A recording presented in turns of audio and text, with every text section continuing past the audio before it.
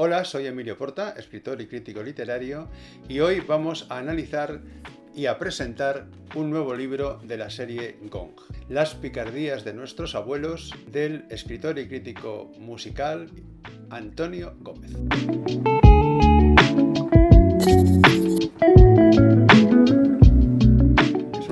Que es un ensayo sobre algo que la gente conoce poco, que son los cuplés psicalípticos que empezaron en el siglo XIX y siguieron durante la mitad del siglo XX e incluso han llegado hasta nuestros días. El libro se llama Las picardías de nuestros abuelos. Ya su nombre, su propio título implica un poco de qué va, y es un libro de Antonio Gómez. Es crítico musical, además ha sido letrista de cantautores como Elisa Serna, Hilario Camacho, Pablo Guerrero, y es un libro absolutamente delicioso de contenido y delicioso de formato y de forma. A mí me ha entusiasmado, además es un libro que voy a guardar toda mi vida. Es un libro que además yo creo que es un libro para tener y para regalar, porque nos regala también los oídos y la vista con elementos bastante desconocidos, pero que curiosamente entrañan nostalgia y entrañan conocimiento de una época que tenía una moral muy rígida y que precisamente con los cuplés, que ahora hablaremos de los cuplés y los cuplés psicalípticos, empezó a chocar con la moral reinante. Empezó a chocar de un modo frontal, pero al mismo tiempo diciendo y no diciendo, mostrando y no mostrando, y además es historia pura de la cultura popular española. Aunque la palabra cuplé es un derivado de la canción francesa erótica que se llamaba couplet, es muy español y es curioso porque las letras son originalísimas, son picantes, tienen esa picardía que hemos hablado. Y la palabra psicalíptico, ¿de dónde viene? La palabra psicalíptico, la Real Academia lo dice que es una palabra que entraña malicia sexual, erotismo. Todo eso está aquí. Es un libro bellísimo. Es un libro que además nos descubre autores que no conocemos, autores de letras.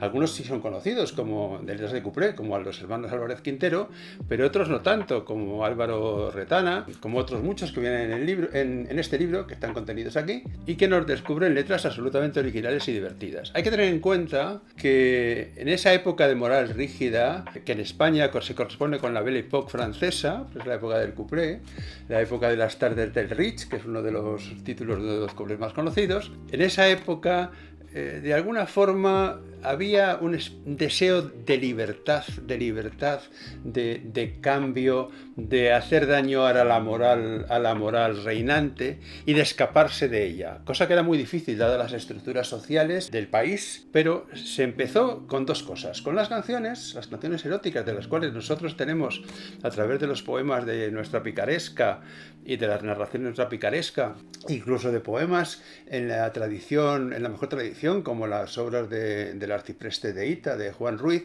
Es decir, esa tradición se retoma de un modo más moderno y de un modo más desenfadado y con ganas de vivir. Hay que tener en cuenta que además estamos en la época en la que hubo 2 guerras mundiales, la gente estaba cansada de sufrir, y se incide en ese cambio a través de estas cancioncillas, que son canciones muy, muy profundas en algún momento, con doble intención, y también a través del baile, del charleston y de otra serie de movimientos que rompían la rigidez de la época. O sea, se rompía la rigidez moral de la época a través de la intención del divertimento. Pero no era un mero divertimento, porque había una cierta crítica social, una cierta crítica a las costumbres, y produce grandes nombres, tanto a nivel de autores como a nivel de artistas. Eran mujeres, y mujeres salidas además de clases populares. Muchas de ellas, a través de la canción, las cupletistas, lo que hacían era progresar socialmente y convertirse en grandes estrellas, no grandes estrellas de grandes teatros, pero sí de todos esos teatrillos que eran rincones picarescos y que poblaban Madrid, Barcelona,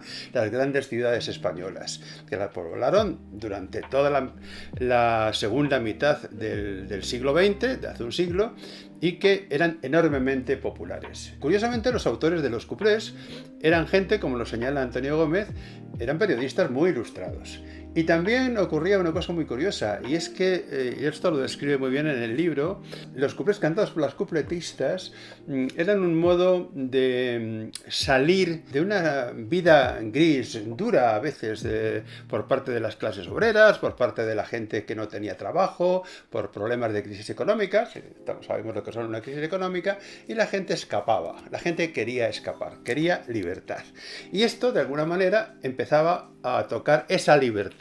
Y lo hacía de un modo divertido y de un modo donde se decían cosas que se decían y se sugerían. Porque, por ejemplo, algunos de los cuplés, sobre todo a partir del cuplé más conocido, que lo trajo Andrea Vergés, que era La Pulga, lo trajo una alemana a España, y luego se tradujo por Pilar Cohen, lo cantó Raquel Meyer y lo cantó una de las cupletistas más psicalípticas de la época, que todo el mundo habrá oído hablar de ella, y se llamaba La Chelito. La Chelito, además, que salía desnuda, se cubría con chales, mantones de Manila, pero todo esto excitaba el deseo, porque hay una cosa muy importante, y es que sí es cierto, hoy algunas feministas estarían en contra de este planteamiento, pero hay que tener en cuenta la época, porque en el fondo esa mujer se liberaba, las mujeres se liberaban a través de la canción. Sí, de acuerdo que eran objetos de deseo, sí, de acuerdo que evidentemente eran objetos eróticos, pero también ellas de alguna manera estaban rompiendo una lanza para romper ese concepto de moral reinante en aquel momento, que era un concepto decimonónico, terrible, triste, antinatural en el fondo. Y luego pues ellas mismas también pues eran mujeres, algunas de ellas tuvieron relaciones, incluso algunas se casaron con algunos de estos autores de cuplés. Realmente el libro cuenta esto y cuenta muchísimos más. Y yo tenía alguna nota aquí apuntada que no quiero olvidar, y es que Las picardías de nuestros abuelos, en definitiva, habla de la música urbana de la época. O sea, no era rock, era otra cosa, pero es que se correspondía con los modos de comportamiento, los modos sociales de la época que vivían, ¿no? Y también el libro, a través del examen de los cuplés, de las letras, de las cupletistas, de sus vidas, habla de la condición femenina de la época, que es muy distinta a la de ahora. Entonces sí que hacía falta realmente un feminismo que luchara por la igualdad de derechos de la mujer, pero todo se fue andando y hemos llegado hasta aquí.